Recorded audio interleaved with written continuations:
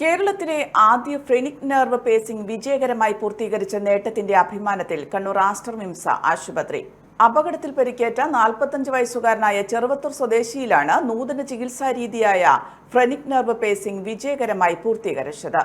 നട്ടെല്ലിന് ഗുരുതരമായി പരിക്കേൽക്കുകയും തലച്ചോറിൽ നിന്ന് ഡയഫ്രത്തിലേക്ക് സന്ദേശം കൈമാറുന്ന സംവിധാനത്തിന് തകരാർ സംഭവിക്കുകയും തന്മൂലം ശ്വാസമെടുക്കാനുള്ള ശേഷി നഷ്ടപ്പെട്ടു പോവുകയും ചെയ്ത രോഗി കഴിഞ്ഞ 4 മാസമായി വെന്റിലേറ്ററിന്റെ സഹായത്തോടെയായിരുന്നു ശ്വാസമെടുത്തിരുന്നത്.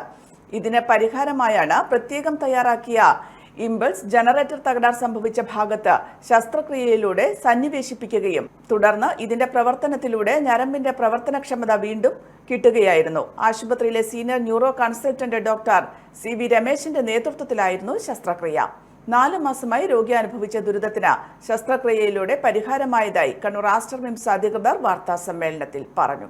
നട്ടെല്ലിന് ക്ഷതമേറ്റ് ഒരു രോഗി 4 മാസമായി വെന്റിലേറ്ററിലായിരുന്നു, നമ്മുടെ ഹോസ്പിറ്റലിലെ ട്രീറ്റ്മെൻറ്റിൽ തന്നെ. അപ്പോൾ ഈ വെന്റിലേറ്ററിൻ്റെ സഹായം ഇല്ലാതെ ഈ രോഗിക്ക് ശ്വസിക്കാൻ കഴിയാത്തൊരവസ്ഥയിലായിരുന്നു. ജീവിതകാലം മുഴുവൻ വെന്റിലേറ്റർ തന്നെ കഴിയണം എന്നുള്ളൊരവസ്ഥ. അപ്പോൾ അതിനൊരു പരിഹാരം എന്ന നിലയിൽ അതിനൂതനമായൊരു ശസ്ത്രക്രിയ, അതായത് ഫ്രെനിക് നെർവ് പേസിംഗ്, അതിൻ്റെ വിശദാംശങ്ങൾ ഈ ഡോക്ടേഴ്സ് സംസാരിക്കും. അപ്പോൾ അത് നമ്മൾ ചെയ്തു. അങ്ങനെ പേഷ്യൻറ്റിനെ വെന്റിലേറ്ററിന് മാറ്റാൻ പറ്റി. നമ്മൾ ചെയ്തത് ഫ്രെനിക് നെർവ് പേസിംഗ് എന്നൊരു ചികിത്സാ രീതിയാണ്. അതായത് നമ്മളൊരു തലച്ചോറിന് ഇമ്പൾസ് മാതിരി തന്നെ കൃത്രിമമായിട്ട് ഉണ്ടാക്കുന്ന ഒരു ഇമ്പൾസ്, ഒരു പ്രത്യേക മെഷീനാണ് അത്. പൾസ് ജനറേറ്റർ എന്ന് പറയും. അത് നമ്മൾ ഈ ഫ്രെനിക് നെർവിലേക്ക് ഘടിപ്പിക്കുകയും അതുവഴി ഇമ്പൾസ്, കൃത്യമായിട്ടുണ്ടാക്കിയ ഇമ്പൾസ് ഓരോ ശ്വാസം വലിക്കുന്ന മാതിരി തന്നെ ഡയഫ്രത്തിലേക്ക് കൊടുക്കുകയും അതുവഴി ഡയഫ്രത്തിൻ്റെ പ്രവർത്തനം വീണ്ടും കിട്ടുകയും പേഷ്യൻറ്റിന് സ്വന്തമായിട്ട് ശ്വാസം വലിക്കാനും പറ്റി. ഓപ്പറേഷൻ അന്ന് തന്നെ നമുക്ക് ഈ പേഷ്യൻറ്റിനെ വെന്റിലേറ്ററിൽ വിടിയിക്കാൻ പറ്റി. അതാണ് ഏറ്റവും വലിയ ആശ്വാസം. പേഷ്യൻ്റ് ഇപ്പോൾ സ്വന്തമായിട്ടാണ് ശ്വാസം വലിക്കുന്നത്.